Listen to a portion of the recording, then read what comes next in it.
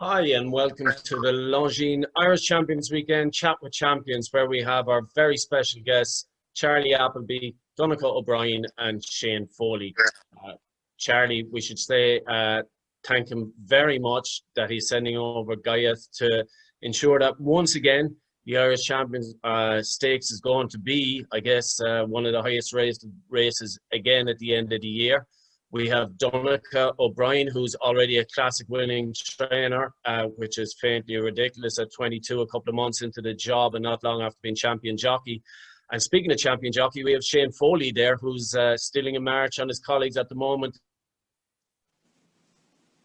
As a top riding winner since the return of lockdown, and I know himself and Jesse are looking forward to the weekend with a couple of big chances as well. So thanks very much for joining us, lads. Just before we get into the chat, I just need to remind viewers that we also have this weekend, I'm going to be joined by Fran Berry and Jarlath Regan for the Champions Quarter at Leopardstown and the Curragh. And that's sort of going to be a lot of behind the scenes look, inside analysis and reaction of the action at the Longines Irish Champions Weekend. So I need you to check up the Longines Irish Champions Weekend social channels to see how you can get into that. So let's get on with it. Lads, welcome. Thanks very much for joining us, Charlie. No, pleasure. Thank you very much, Darren, for inviting us. Looking forward to it. Yeah, and thank you, Donnacha. No, thanks, Daragh. Glad to be here. And Shane, looking very comfortable there. Thanks, yeah. Just home from racing, so chilled out on the couch here. Good man, good man.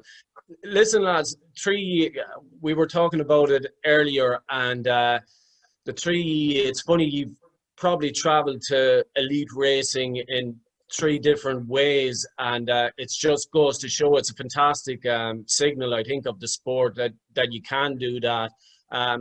Charlie, as our virtual visitor, I guess, from across the water, we're going to start with you. Can you tell us a little bit about your background? I know there were horses, but there weren't a lot. They were Arabian more than thoroughbreds. Is that right?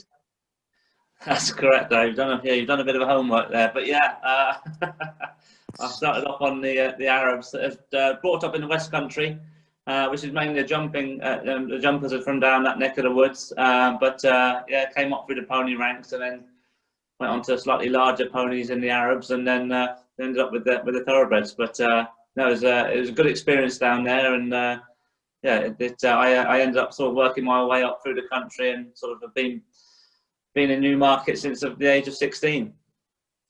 And you're a bit shy about your riding career, but you did have a riding career and a point-to-point career, I think. And it's interesting because obviously the point-to-point scene in Ireland is very, very commercial and professional. But was it more Corinthian in England?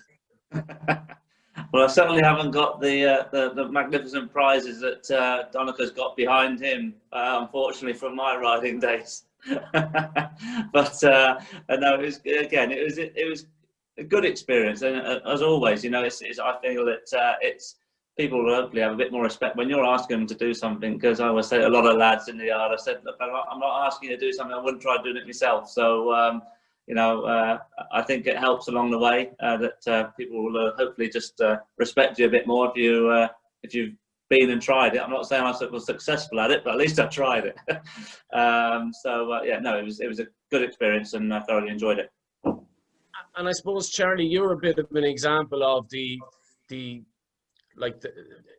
shout stacker becoming CEO of the business in terms of building yourself, building your way through. Is that fair enough? Like, you know, from being a groom and a head groom through, you know, the Godolphin to now having the cream of the crop and you know, possibly the horse of the year at the moment and just winning big races year in, year out. No, for sure. As you're quite right to say, I've been the Godolphin's been been my life really from the day of leaving school. From the age of 18, I've been with Godolphin, and yeah, been very lucky along the way, and been brought up around very good people and experienced people, and that have supported me in every step I've taken. And obviously, since the day I've been fortunate to have the license, I've had the support of His Highness Sheikh Mohammed, and you know, we've had a great time, and we're enjoying the ride, as they say. with the success that we've had of late. And like I say, I've been lucky. I've started off coming in as a rider and working my way up through the head lads ranks, and it was certainly a very special day when I was offered the job to train for Godolphin. And obviously you worked in different places, but from our perspective in Ireland, there's always an interest in Leicester Piggott, I guess, Charlie, and like people would have had a huge connection with Ballydoyle, obviously, where Donnacha has grown up all his life. What was it like spending some time with them? Quite muted. No. Leicester and Susan were very, very kind to me. As I've said in past records, I watched a lot of racing with Leicester and Barney Curley there, so I sort of felt that I learned how to read a race, so it was a great experience there, and again, been very supportive throughout my career since I've thankfully been training. Okay, thanks a million, Charlie. We'll be back to you, don't worry. Donnacha, I guess you were immersed in it from the start. And while you're not unusual in that regard, there aren't a lot of families where nearly everyone stays in the game and in a guise, and ye have all been. But what was it like growing up? Like Joseph always says, you were the most boring family in Ireland because horses was all it was, but that's not a negative, I presume. Yeah, look, when we were growing up, that's all we knew. We were surrounded by horses from day one. Obviously, we lived in Ballydoyle, and from as long as I remember, I've been going out in the gallops with Dad, and then once I was 9, 10, I've been riding out in a lot, and it's all we knew. So look, I wasn't clever enough to do anything in school, and wasn't talented enough to do anything else. So this is what I got left with. But no, look, I've been lucky, and we learned from the best, and all we can do is our best now with what we've learned. So no, we've been lucky. Were you aware, or what stage were you aware, Donnacha, of the history of Ballydoyle? Like, even apart from all that, your dad being your dad, but Vincent O'Brien before that, and Leicester and all of that. Yeah, we were always aware. We knew the history of the place and how successful it had been. And I remember from when we were kids, toddlers, walking around the place with our dogs in the evening, and seeing all the stables and the plaques where a lot of Vincent's good horses were, and just reading them and going around the place. So it's we knew the history because it's where we lived and it's where we grew up, and we were there the whole time. So we were all well aware, and it's an incredible place to be and to see it. So to grow up here was we're very lucky. And the lads did a lot of eventing and show jumping and that on your famous pony. You didn't do so much of it, did you? You went straight into the racing straight away? No, I done a bit of it.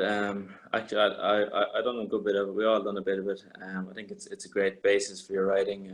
Teaches you how to use your legs and your core, and how to ride properly rather than just perching up on their back. But it was a great basis. No, I went to the pony got me a medal at European level. So I could have done another year with ponies, which was under 16s, but I didn't do it. I moved straight to racing. Racing was all I wanted. So once I got the chance, once I got my license at 16, I didn't do any more ponies. I went straight to riding on the track.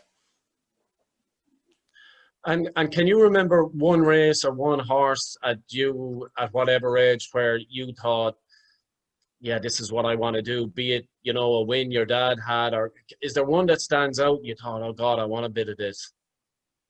Look, as I said, it's all we've known, so it's a blur along. I can't pinpoint one. I remember seeing Dylan Thomas win the Champion Stakes and kind of thinking that I remembered as if I wasn't that young, but I seen a video of myself walking in with him the other day, and I was a toddler, like. So it's all a blur. I can't really tell you what age I was when what happened, but I remember from a good way back, I think.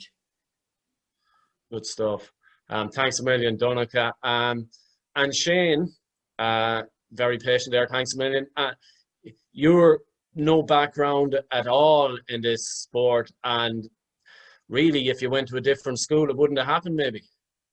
Probably so, yeah. If I hadn't go to Cook County College, I mightn't be where I am today. It's kind of mad to think of it like that, you know. But no, it was the group of friends I had in school at the time.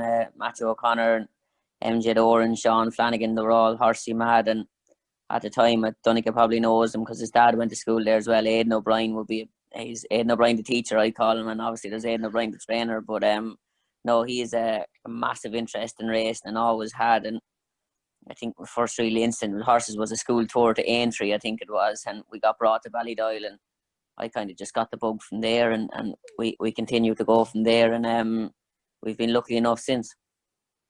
And but how did you go to progress from, like, you know, the guys were into it to you not even being able to ride, like, to get to this point?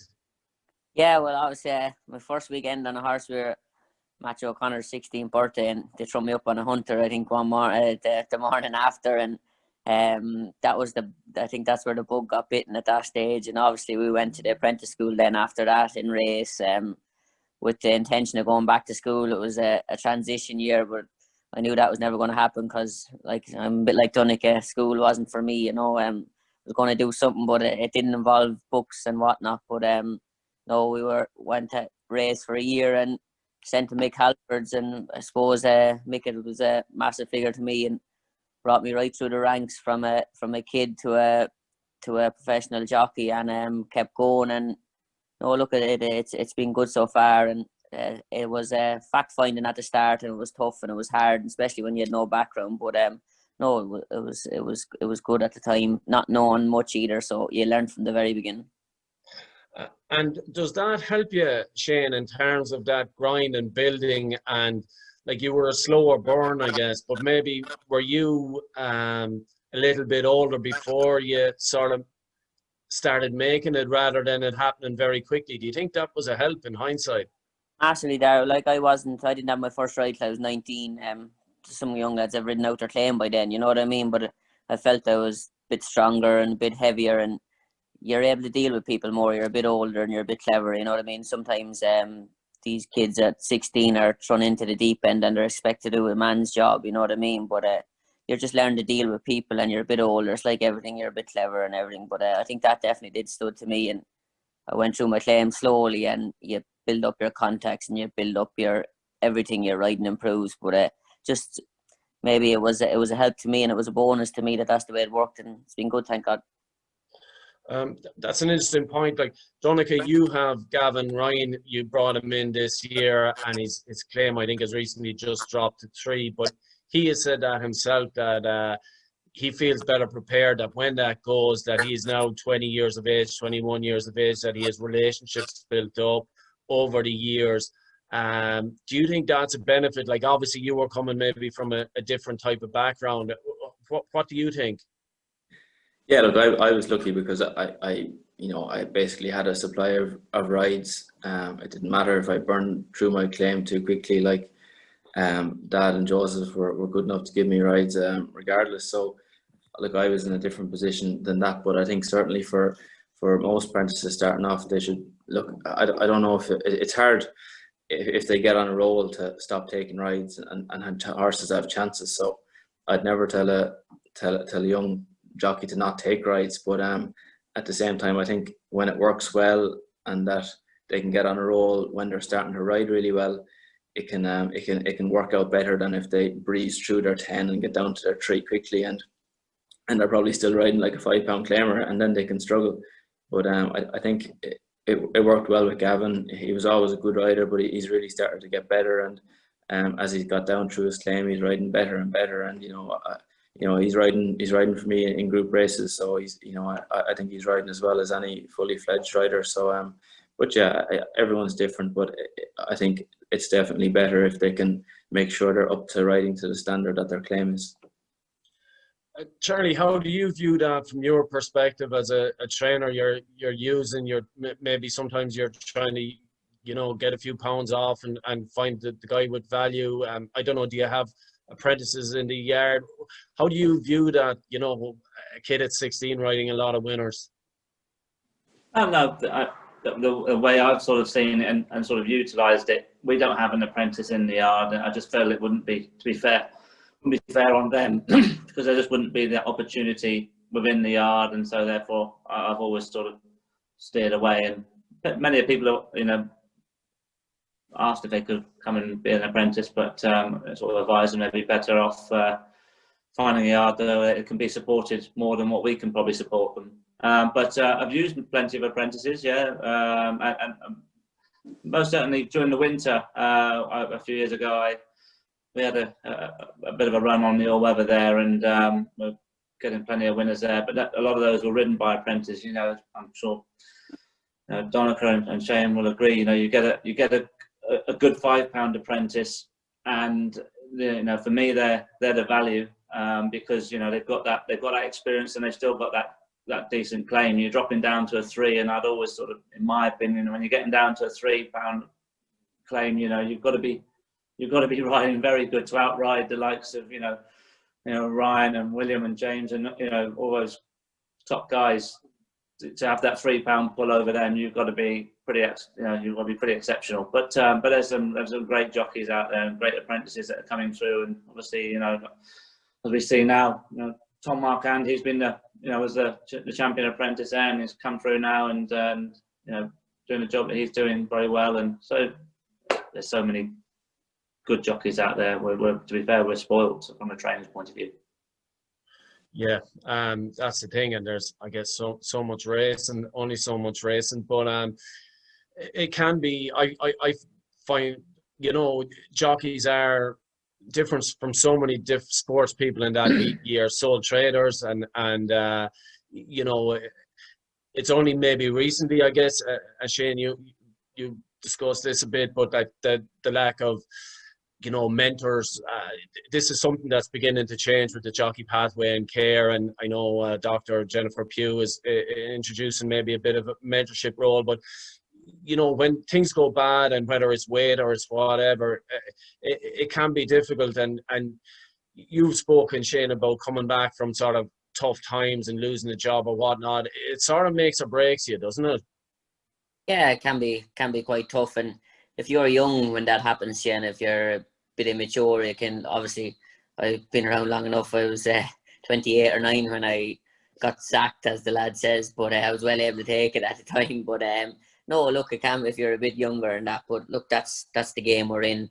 There's so many, as Charlie said, fantastic riders in England and Ireland and all over the world. You know, I guarantee you, there's 10 lads to be in the position if I was in, if they were riding Jesse's horses, and you know what I mean. So it's just I've been lucky enough to have that job, and no, look, it's that's Irish racing for you. That's just racing. There's only a certain amount of people can have them good jobs, but there's plenty of lads always lurking in the back there when you do, if you don't step up to the mark, you know.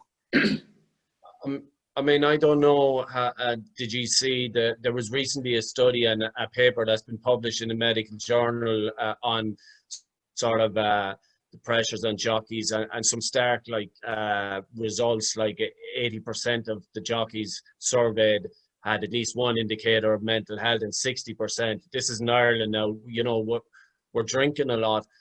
Would that surprise you, Donnacha? You know, I mean, and that it does indicate that you do need more support, you know? Like, it's grand when things are going well. Yeah, look, I think, I don't know if I'm the right one to be asking this question. I'm obviously in a privileged position, and I'm only 22, but look, everyone has their struggles that no one knows about, whether it's inside their own head or their own home. But I think the more supports we can get for everyone, not just jockeys in the industry, I think the better. Yeah, because that's what I was going to go to, Charlie. I know there has been a survey done for trainers in Ireland, so that's going to be the next one, because there's a whole different set of pressures for trainers at whatever level you are, but in running a business and paying bills. And you know, I don't know what it's like in Britain in terms of, you know, support if you need that. For sure, I think that we're all in the position, unfortunately, at the moment with COVID,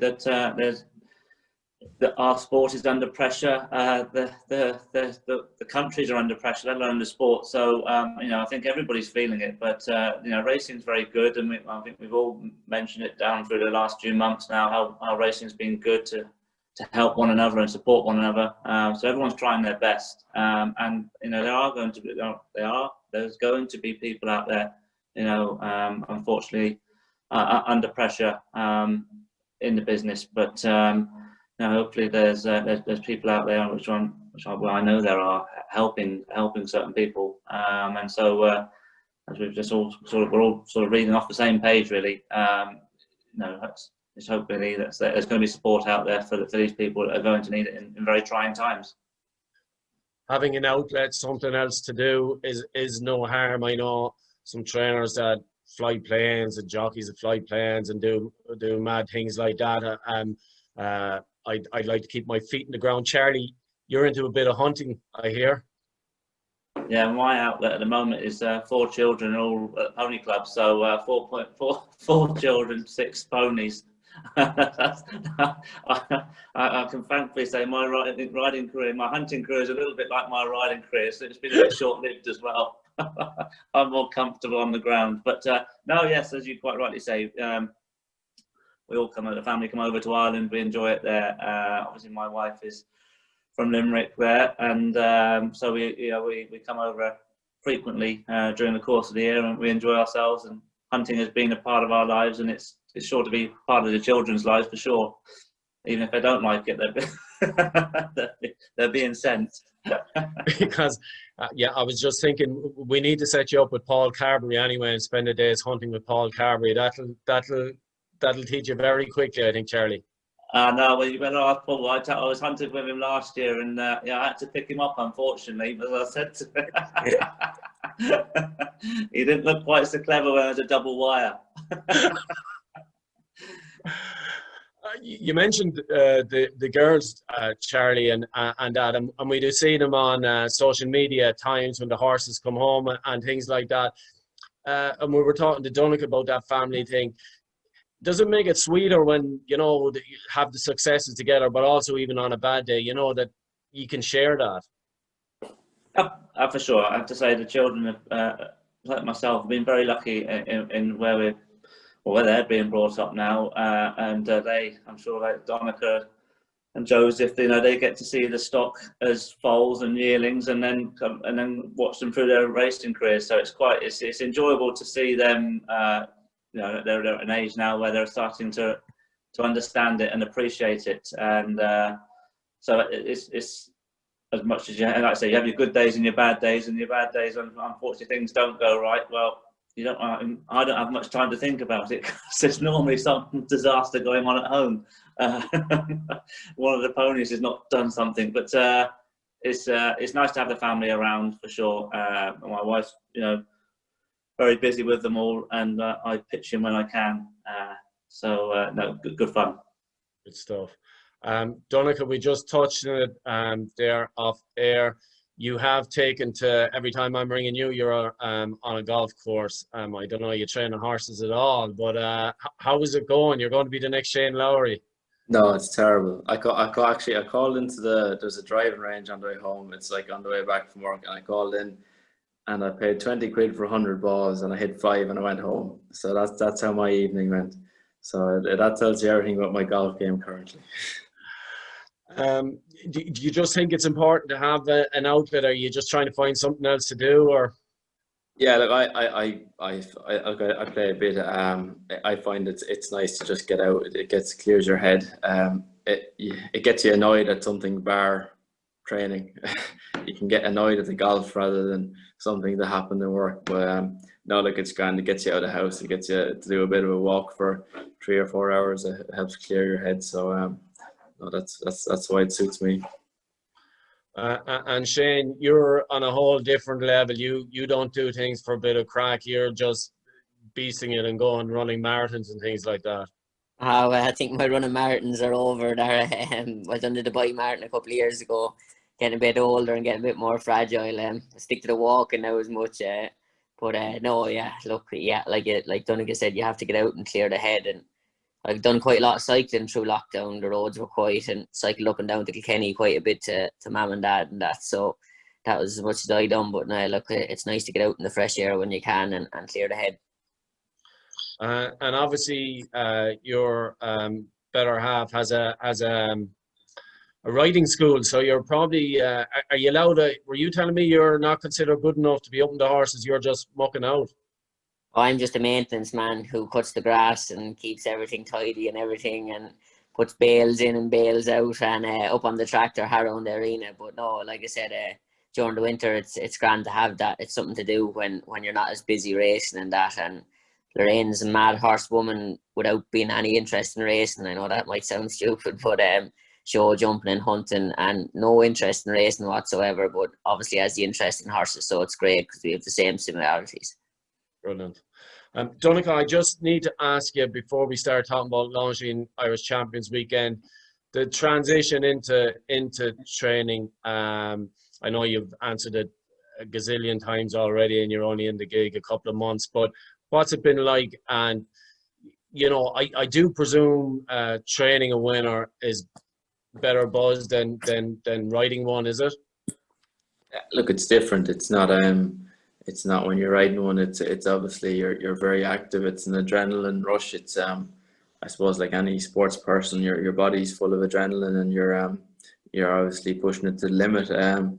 When you're training, it's kind of pressure, to be honest with you. You're sitting there and you can't do anything about it once you take up the horse and leg up the rider. It's in their hands, and you're just hoping everything goes right. And you know, it's strange. Like, I don't even, you know, winners aren't. It's as good for your horse to run well and finish second or third when you're training them nearly as it is to win. Whereas when you're riding them, it's all about winners. So look, when you're training them, you just want them to come home safe and run well and show their well-being, I suppose, and that's the difference from riding them. What about the loss of control, though, when you're there in the parade ring and you legged the jock up, Gavin or whoever, and that's it? You have no more say in what happens. Yeah, it's different in some ways. It's easier. You know, it's not my problem anymore. It's his. But at the same time, you'd like to be on them. But look, all the lads that ride for me are top class riders, and you know, I never have any fears about legging them up on a horse and leaving it up to them. Are you an instructions man, or you know, how does it work, or No, do you leave it up? I think it's the worst thing you can do with riders. Look, I very much tell them to jump out and then make up your own mind most of the time. You know, aim to sit third, fourth, and if no one's going, go yourself. And if there's a heap of people going, sit fifth or sixth. It's very simple. It's very simple, Charlie. Is that how you go? Yeah, no, as Donnacha quite rightly says, when you're in the position that we're thankfully in, and you've got the riders that we have, you know, Donnacha quite rightly says, I'm sure he knows himself far better than I do. Being tied down to orders is probably a jockey's nightmare, you know. But you know, William and James come in and ride the horses out plenty, so they know their idiosyncrasies. As I say, if one's a bit free or one's a bit lazy, once they, you know, you can have these great game plans, but once those gates open, it can sometimes go south. So that's when they're paid to do the job they do, and you know, make those decisions. Yeah, as they say, plan is great until you get boxed in the face. Yeah. Shane, I guess it's about you know, I don't know what it works like with you and Jesse. Do you formulate plans yourselves, or you know, is it because you know the horses? And how, you know, the confidence that sort of support gives you if it's left to you? Yeah, big time. Jesse is very, very easy to ride for. As to what she says, I train them and you ride them. So look, at going out, we'll try to do best by the horse and ride the horse the best way of whatever best way of chance of winning. But Jessie be a bit like Donnacha. She keep it simple, go forward and get a good position. And like you said, if there's nothing going, you end up going yourself. Jessie's horses are very fit and they're very straightforward. They're good rides, so there's no point in complicating it. I always say, Daragh, and I think look, races do change. Some horses have to be ridden differently, obviously, like what Charlie said. And when you're in riding them out in the mornings, you know their attributes, you know the quirky ones, you know the ones that need to be dropped in and the ones that need to go forward. But no, look, plenty of study, and you know the way other horses are ridden too. So, but it's very good for a jockey when a trainer leaves you. Look, you have an idea what you want to do. They have an idea what they want to be done. So, especially in them good races, you're riding against good jockeys too. It's sometimes it's even easier than them lower grade races. Yeah. Charlie, I guess it was very important for you that William would be able to come over that rule change, and I don't know, was that a big factor, in Guyeth coming over? I was wondering, like, for argument's sake, you see Jean-Claude has gone with Colin Keane on Sotsas, the home advantage thing. I suppose William knows Leopardstown well, doesn't he? And you've had good success around. Yeah, for sure. I mean, William, as we know, he's had success around Leopardstown, but it's just with a horse like Gayaf, there's as I say, there's a wealth of experienced jockeys out there. But as we've seen there, William and Gayaf, they get on so well together, and I just feel it's hard to always say to a jockey, look, go out there and there's no pressure. But he's a horse that we've all seen what he can do, and his fractions. Williams hit those fractions spot on every time so far this year, and it's to be able to ask a jockey to be able to do that on a horse they've never sat on before would be a challenge for sure. Because he's such an exuberant galloper. To let a jockey who hasn't sat on him before say, "Look, don't worry, you just keep clicking through the gears." They'd be looking at you probably and sat on a horse halfway around thinking, I've either done too much or I've not done enough. So it's an important part of the team, and with William being on Gayaf, and I say we're looking forward to the weekend. And what's it been like, Charlie? Like, he's gone from Group 1 to Group 1, winning and been really impressive, that. But what do you do from race to race in terms of, does he need a lot of time off after a race? Does he take a lot out of himself, or is he mad for roads straight away? What's he like? As we sort of said in the past, he's been a horse that previously post race he's taken his time to come back into the pot, shall we say, and on the bridle there. But this year, as I say, finished it as a 5-year-old there, very much a finished article. You see it. I mean, his performances are always so sort of big. He's never easy on himself, even when he's winning. Like I've said last year, winning in Germany by 14 lengths, visually it looks great, but sometimes you're saying to yourself, I wish you weren't quite doing that. If you just won by 4, we'd be happy. But he goes and does that. It puts those big figures out there that in the past it's taken its toll. But thankfully this year he's taken each race very well. Needless to say, we don't ask him to do too much the following week. He has an easy week, and then you slowly get back into his routine. But thankfully, he's taken every race, like I say, extremely well this year. And I should mention, obviously, we're claiming you as you're Irish, as you mentioned, more or less. You're Irish anyway by marriage at this stage, so we claim you. But also you have. Guyeth has a strong Irish connection too, doesn't he? Is his exercise rider? Am I right? No, Shane Featherstone. Yeah, Shane. Yeah, Shane's been great. I mean, he's obviously brings a wealth of experience to the table himself as one of the lads there. Being fortunate enough to ride Frankel and ride Motivator, and again, sort of as Shane and Donnacha, I'm sure will appreciate as well. I was probably one of the lads that used to say it, and David Loader that sort of corrected me many years ago. That I said this is a group horse, and he said, "Have you ever ridden a group horse?" And unfortunately, coming from the West Country, I hadn't. I've ridden with a group of horses, but never ridden a group horse. So my sort of terminology is, if you haven't driven a Ferrari, you can't ever tell someone what a Ferrari's like to drive. So when you get these experienced riders that sit up on these horses and say it's a good one, you appreciate firstly that you've hopefully got a nice horse on your hands, but also with Shane's experience, he knows how to get a good horse to the races and maintain it, as we saw with the handling of Frankel. So it makes my life a lot easier, and I very much appreciate it. Excellent. Shane, we were just talking about Leopardstown there. Can you give us a little bit of insight on maybe some of the quirks of Leopardstown, or what are the challenges, or what can go wrong there? Leopardstown, it's a very good track. I think it'll play to Charlie's strengths. You know what I mean? Obviously, you're on the turn a bit, but can be Leopardstown's a stiff finish. You don't see it from the television really, and it's not till you walk it. And Donnacha will tell you when you ride it. Leopardstown takes a bit of getting at the same time.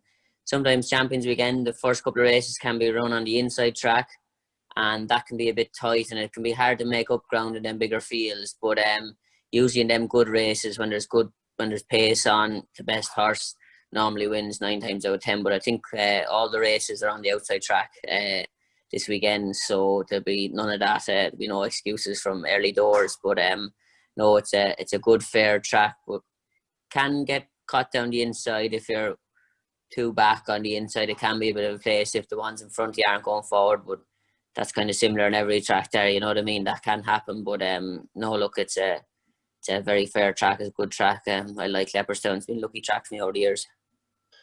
Apart from yourself, if you had one jockey to pick to ride for your life around Leopardstown, who would it be? I thought Smullen at the time would have been, he was the one. Well, it didn't matter what track he was at really. Pat was always in the right place, the right time, and that. And it's weekends like this that you'd be thinking of Pat, you know what I mean? He obviously, he's a tough man. He's going through a lot at the moment, but I don't think I'd be in the position I am today if he was still around riding. If he was still riding with us, but no, Smullen was always a man, masterful tactician, and never in the wrong place really. Yeah, and obviously we'll be thinking of Pat Donnacha 12 months ago. Obviously they raised huge money for the for cancer and everything, and that charity race. It was an incredible day, wasn't it, in the Curragh?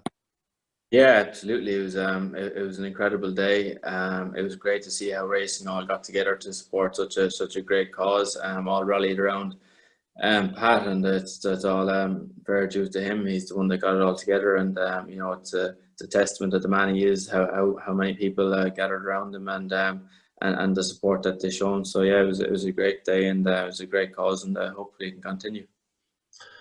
And absolutely. I asked Shane about Leopardstown. Tell me about the Curragh. What can go wrong there, or what are the challenges? Yeah, the Curragh's a bit fair. It's not as tight as Leopardstown. Usually, you'd have less hard luck stories than Leopardstown. It's more of a galloping track. If the ground's quick on the round track, it can play towards front runners. But at the same time, if you're good enough, you'll usually win there. So it's not as tactical a track as Leopardstown, and usually the best horse will win there. And obviously, you're hoping over the weekend your best horse, your Prix de Diane winner, Fancy Blue, a strong race. How is she? We should ask. Yeah, she's very good. She's come through all her work well. She's in good form. Her weights are good. Everything, she's doing all the right things, and all the indicators are positive. So we couldn't be happy with her. What was it like? I mean, can you? You're used to success, but would you have expected to be a classic winning trainer already? No, absolutely not. You couldn't have thought that you get that lucky and get a filly like her in your first year. Look, we just we had a nice bunch of well-bred yearlings at the start, and we just tipped away slowly with them and let them show us when they were ready. And look, we hit gold on the first go, and we just got lucky with her. And she's very easy to train as well, which is another bonus of it. So no, we just got lucky this year. What about dropping back, Donnacha?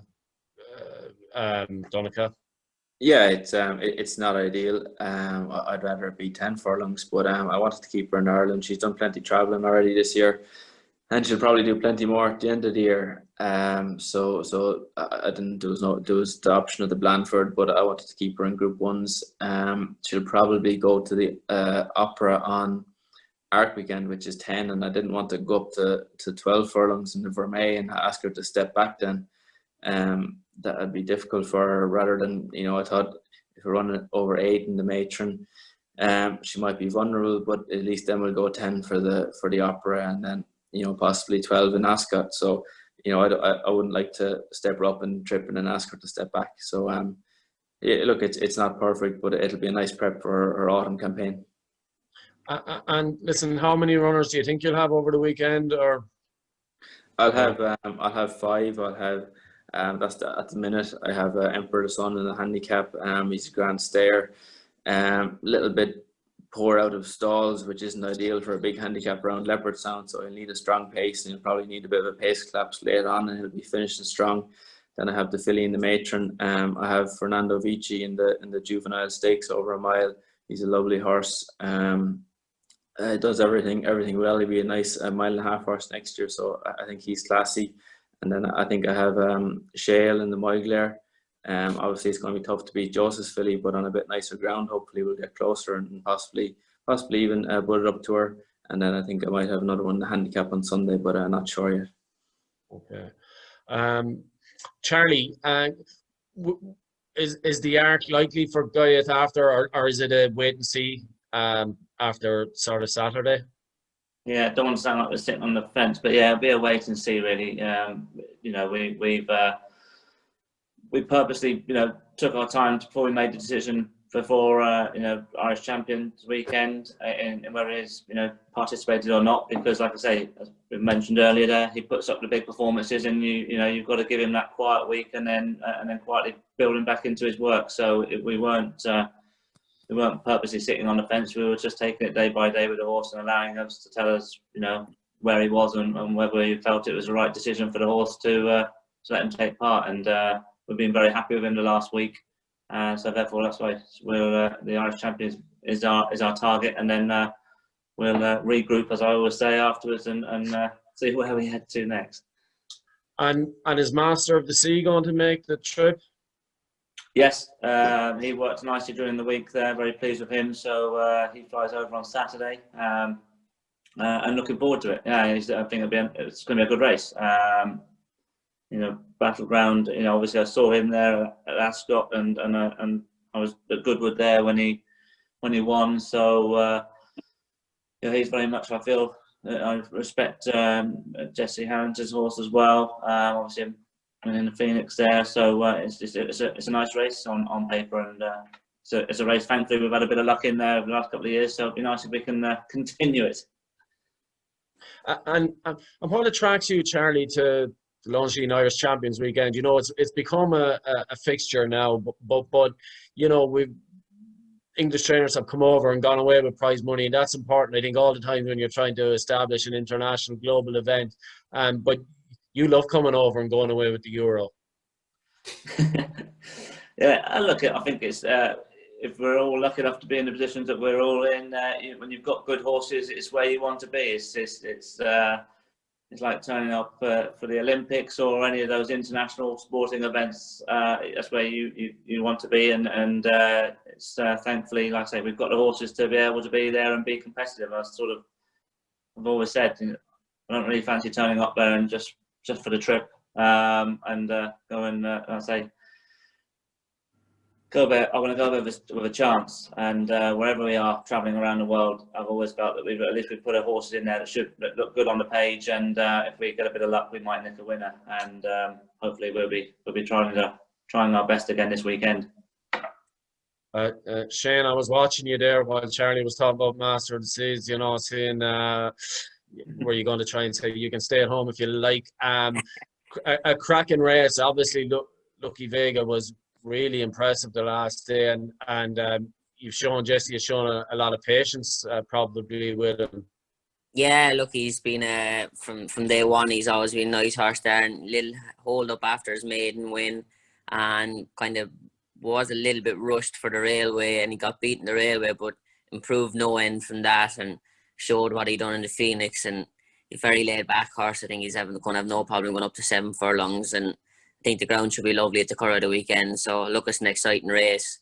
Obviously, he's beaten the horses here, but he's never ran against, obviously, Charlie's Ladder and Battleground look very impressive. But no, it's probably going to be one of the races of the weekend, looking at it on paper, really. That and the Matron, I think, looked at 2 really competitive, tough races. What else are you excited about yourself? Obviously, the last year and a half have been unbelievable for you and the National Hunt trainer, Jesse. It's don't call her National Hunt trainer anymore. Well, she became a dual purpose trainer, and now she's a flat trainer that trains jumpers a little bit. But it's a